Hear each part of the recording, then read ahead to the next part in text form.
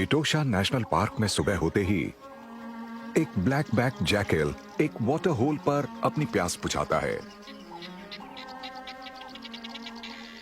इस छोटे स्कैवेंजर पर बड़े शिकारी कभी भी हमला कर सकते हैं, इसलिए यह हमेशा सतर्क रहता है।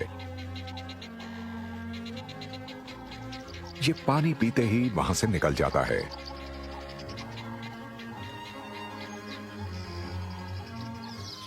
उसके जाते ही हेलमेटेड गिनी फाउल का एक झुंड सामने आता है।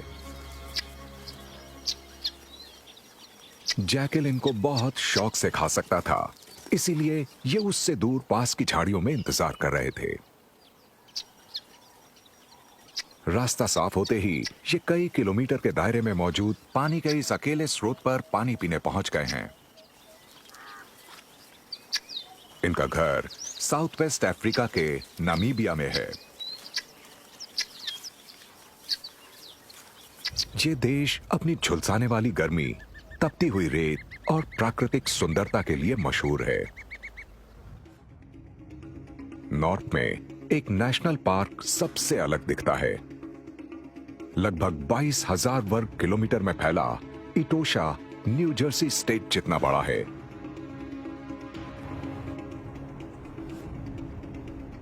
इसका लगभग 1/4 हिस्सा बिल्कुल बंजर है, जहां कुछ नहीं उगता है।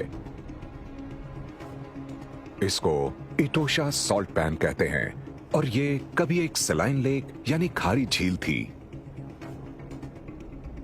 पर 25 लाख साल पहले वातावरण में आए बदलावों ने इसको धीरे धीरे सुखा दिया और वहां बस नमकीन मिट्टी रह गई, जिसमें कोई पौधा नहीं उग सकता। ये पार्क आज भी अपनी कठोर परिस्थितियों के लिए जाना जाता है।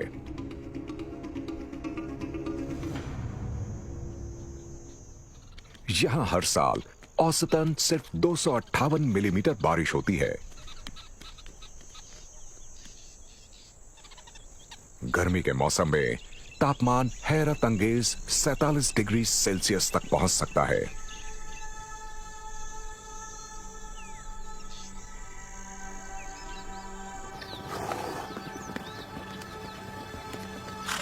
यहां पर जीवन सिर्फ पानी के इर्द गिर्द घूमता है।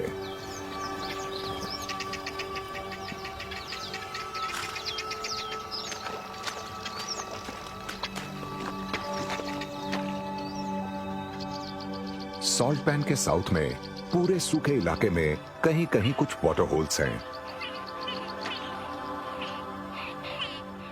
इस पार्क में इनकी बहुत अहमियत है और यहां पर पाए जाने वाले हर जानवर की गतिविधियां और अस्तित्व इन्हीं पर निर्भर करते हैं।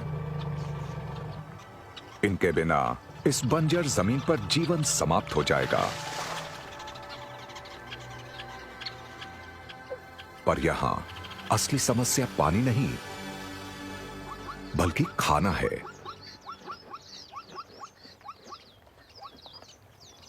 सूखे मौसम के दौरान इटोशा के वाटर होल्स के आसपास इकट्ठे हुए जानवर सारा उपलब्ध खाना खा लेते हैं, जिसके बाद उन्हें खाने की तलाश में और दूर जाना पड़ता है।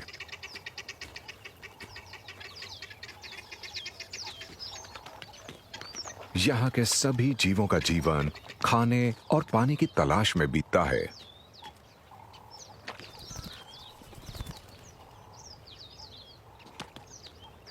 पक्षियों के लिए यह सिलसिला सुबह के समय वाटर होल से शुरू होता है।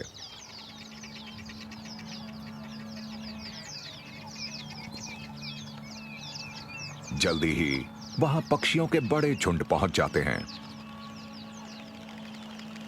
केप टर्टल डव्स अपना ज्यादातर समय अकेले या जोड़ों में बिताते हैं, पर वो सुबह और शाम पानी पीने के लिए झुंडों में इकट्ठे होते हैं। साथ मिलकर पानी पीने का मतलब शिकारियों पर नजर रखने के लिए और ज्यादा आंखें।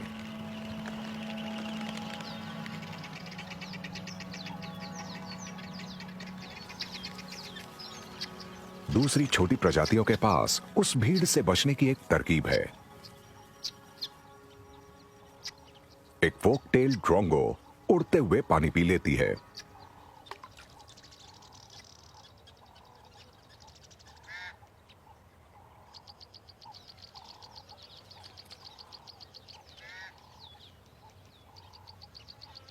दूसरी तरफ पाइट क्रोस को काफी ज्यादा जगह दी जाती है।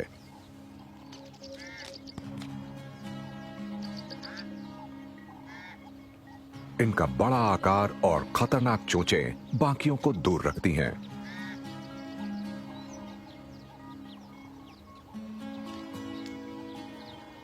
हो सकता है इनके पीछे मौजूद नामाकुआ सैंडग्राउस का जोड़ा पानी पीने के लिए 60 किलोमीटर दूर से आया हो। शायद ये क्रो उन पर हमला नहीं करेगा, पर उसके दुगने साइज को देखकर वो उसके पास जाने से कतरा रहे हैं। वाटर होल के उस तरफ एक ज्यादा खतरनाक गाबर गॉसहॉक यहां पानी पीने नहीं आया है, पर यह शिकारी पक्षी शिकार भी नहीं कर रहा है। चौंकाने वाली बात यह है कि यह घास खा रहा है। इसे ना पचने वाले बालों और हड्डियों के कणों को बाहर निकालने में दिक्कत हो रही है और कई किलोमीटर तक सिर्फ यहां मौजूद हरी घास इसके डाइजेस्टिव ट्रैक्ट को दुरुस्त करने में मदद करेगी।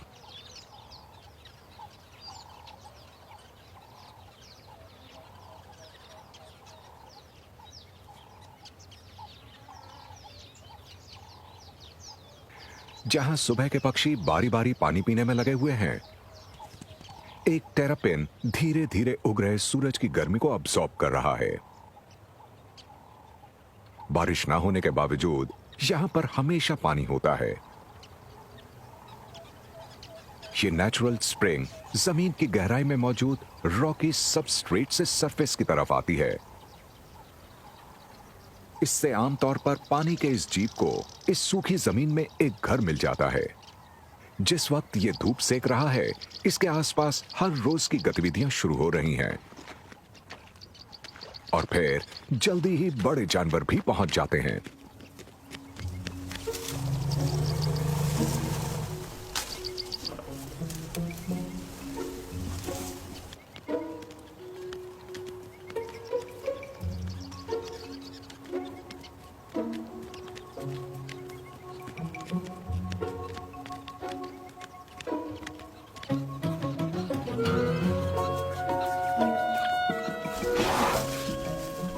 पूरे पार्क में जानवर वाटर होल्स को ढूंढने निकलते हैं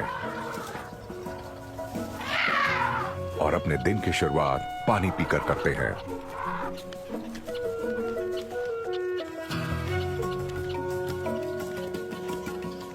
इस लुभावने पानी को देखकर ये कुडू भी कितना खुश नजर आ रहा है।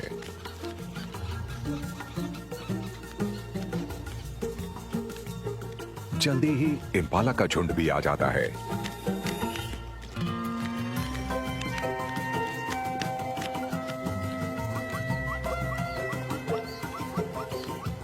और प्यासे ज़ीब्रा भी।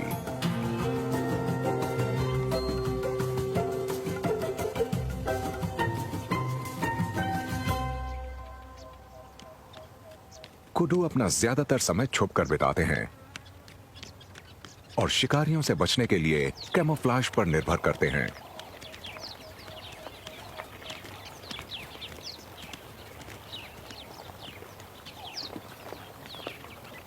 एक वयस्क कुडुबुल के सींग 1.5 मीटर तक लंबे हो सकते हैं, जो किसी भी एंटीलोप में सबसे लंबे हैं।